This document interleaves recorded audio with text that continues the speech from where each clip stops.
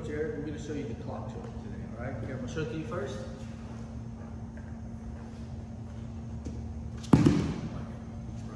So the clock choke is gi specific, right? So he has to be in the gi.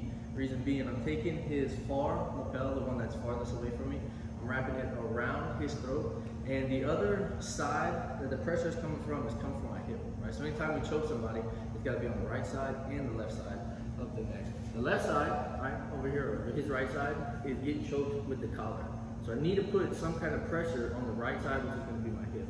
Now, Coach Eric is going to do a couple of things to defend this, right? So I'm pulling this way. His natural reaction is going to be to either flip on his back and get out like that, all right? Or he's going to just start circling his hips away from me.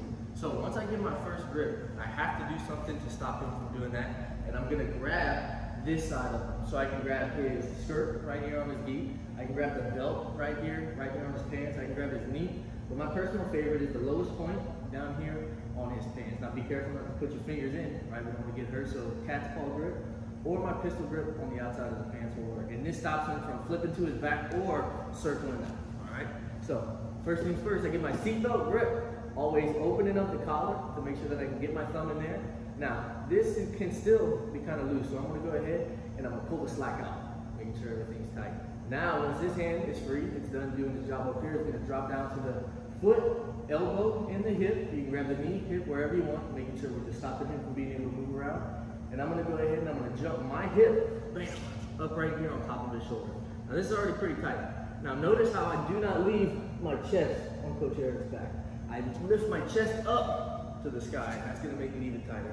So pull the slack out, grab the knee, grab the pants, wherever we want, and I'm going to walk my hip on top of his shoulder, and my feet are going to look like the arms of a clock walking around. Now, is it necessary to walk my feet all the way around? Not really, because that can actually start messing you up because you're going to get off balance, all right? So first step, seatbelt grip, making sure he's not going anywhere. I open the collar up, slide my thumb in, and I pull the slack out. My second grip is going to be down here on the pants, on the hip somewhere. Let's go on the hip this time, making sure that he can't get away. I'm going to jump my hips over the front of his shoulder, not behind, right? Very important, over his shoulder.